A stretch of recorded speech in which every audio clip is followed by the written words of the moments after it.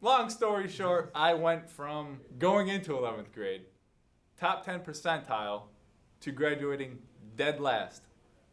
Last, zero. Was like in love with this chick and I didn't care to do school homework. I just stopped doing homework. I stopped going to class.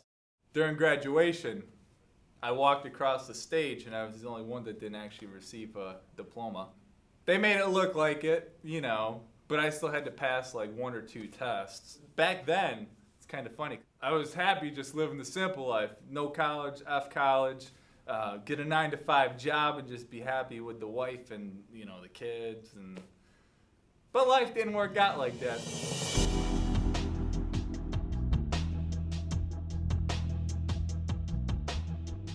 In high school, I had this friend named Joshua Durham. I mean, we were good friends in school, you know, 11th, 12th grade, and then like we just started like doing everything together, you know. College came around. I didn't have a car back then. He'd pick me up every day, like, you know. It was that friendship where you're doing nothing but you're hanging out. Josh was always a great kid. I mean, they played baseball together, they went to school together. He was always a really good kid. John and Josh became like this. He actually was more of a brother to him than his own brothers. You know, you get that sibling rivalry, and then you have a friend who is just like almost your soulmate kind of thing. On August 6th, 2010, my buddy Josh called me and asked me if I wanted to go to the Onion Festival. Just got off the phone with him yesterday. You know, I was gonna hang out with him yesterday. I ended up going to a concert. I get home and I walk in the door and I'm dead tired, and you know, the police scanner's on, because you know, my brother has like a police scanner, and all of a sudden, you know, I was there for like 5 minutes and all of a sudden I hear this accident on this one road. The Genesee County Sheriff's Office tells me speed and alcohol may have been factors in this crash. And then the next morning I woke up, you know, August 7th. My mom calls me and she's like, hey, which one of the Ware boys died? I was like, what? What are you talking about? He asked me to use my car, and I told him I can't, you know, I'm using it, you know. And he just called, I believe, yeah, he called Josh. And Josh came, picked him up. At the end, we just hugged each other goodbye like we always do. And I just told him to be safe, make sure you come back home like I always do. So, you know, first person I called to find out is Josh. His phone's off. The crash scene now includes flowers and tears. Jonathan Brownell knew all the victims: Matthew Ware, Allison Galens, and Joshua Durham. Joshua was his best friend. Baseball is his passion. Hell of a cross-country runner. Nicest kid you'll ever meet. Friendly, funny.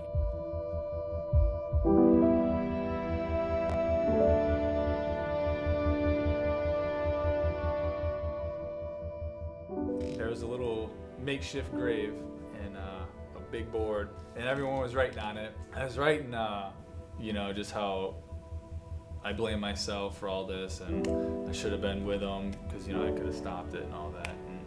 And then I just remember I was gonna, like, I don't know how yet, but I'm gonna make you proud of me. He couldn't even get in a vehicle with me to go places. I mean, it wasn't like that right away. He somehow trudged through the funeral. After all that stopped, that's when he stopped. Obviously, I told you this room's redone. I used to have a bed on the floor over here, and I would, you know, just lay there for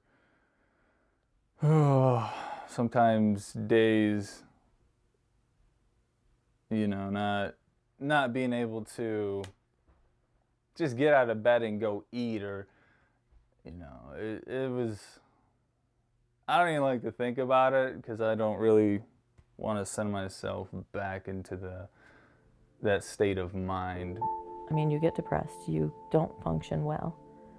But his was different because he couldn't leave the house, he couldn't leave his room, he felt like he was gonna die all the time. Like, I didn't know what it was. I ended up finding out that I had developed like severe anxiety and post-traumatic stress syndrome. Let's go to a doctor, let's see a therapist, let's do something. He didn't want to go to a therapist. We had done this in the past too. And, you know, And I had done that in the past myself. Therapy only works to a point. It really doesn't help you. I mean, everything has to come from within you. You have to get your own mind and do it somehow.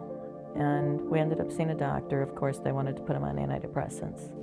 I'm finally back in school. The semester's going great, but I'm still on the Xanax and all that, and I can't totally live a normal life. So it sucks, because that's all, at this point, that's all I want to do. I'm just I just want to live a normal life, just praying to God every night. We believe here at Northgate that God is good to us, that He does bless us. Sometimes He allows us to go through periods of waiting and just hanging on. But even in those times, we hold on. Even if we get discouraged, even if we get a little frustrated or just feel like we're up against it, even in those times, we hold on to a basic belief that God is good. And out of that basic belief that God is good, there's an inner sense of joy, an inner sense of peace, and encouragement and hope that as believers in Jesus Christ, we hang on to even in the troubling times. So I ended up figuring out how to get off of the medicine. I would just work out because it would calm me down, it'd make me feel better, Eventually I found out a way to kind of cope with the anxiety is Taylor Swift music. Come on, go back. There we go. Taylor Swift. This song sucks. T Swift. Tell us what you're listening to. Trying to find some Taylor Swift. Just found it. Maybe I'll hum some. That change was amazing. It really was. To see my child who wanted to commit suicide and not be able to go through a day, to be able to, without drugs, without therapy, without anything, just have it in him to turn his whole life around. It was amazing.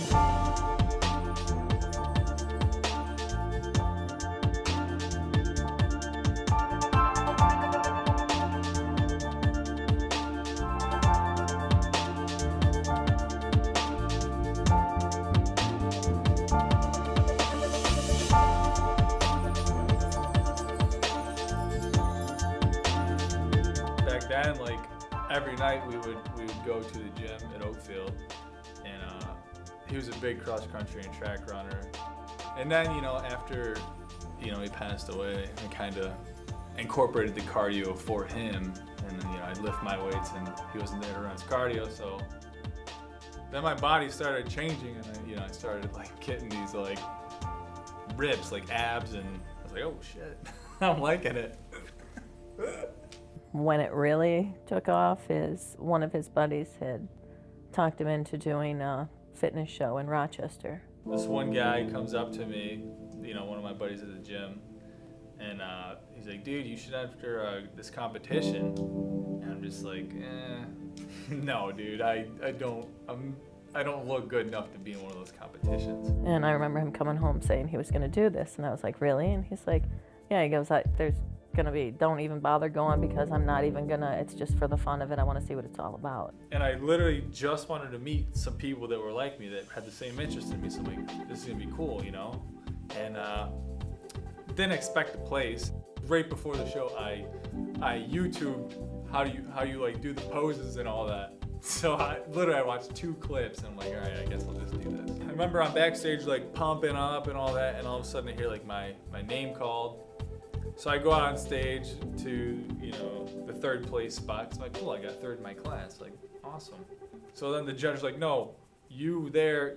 And I look down, I'm like, that says 1. I'm like, what? And I asked the dude next to him, yo, who won? He goes, dude, are you serious? You just won.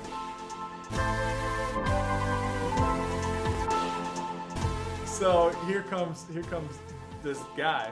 He introduces himself. Nice guy, very nice guy. And then he asked me if I ever thought about modeling and all that. I'm like, yeah, that'd actually be cool, I'm weighing it out. I'm like, man, move out and be a fitness model in New York City and all that, or go finish getting my degree. He didn't have any money saved. His bank account was negative $200. And I'm thinking, how are you doing this? How are you going to do this? So I took everything I had and I got his bank account above, and I got him enough money to survive for a little while. And I just prayed all the time. So I took my chance.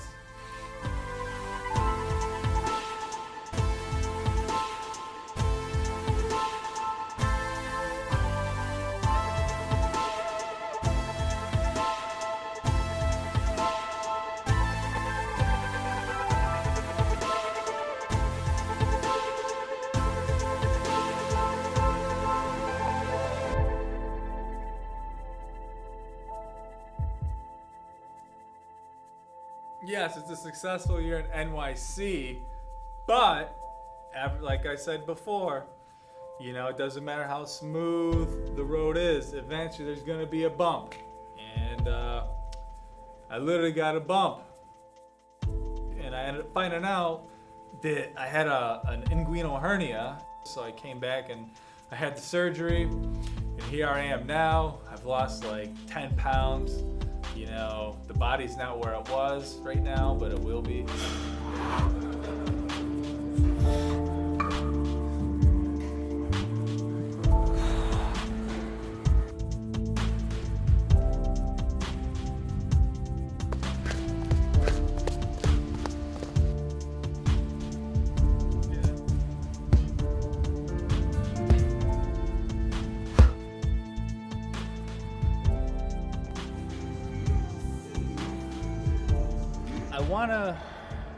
I want to gear more towards personal training because, it's cool and all that stuff, like getting this, and looking good and freaking changing myself, but it's so much of a better feeling when you can change someone else's life.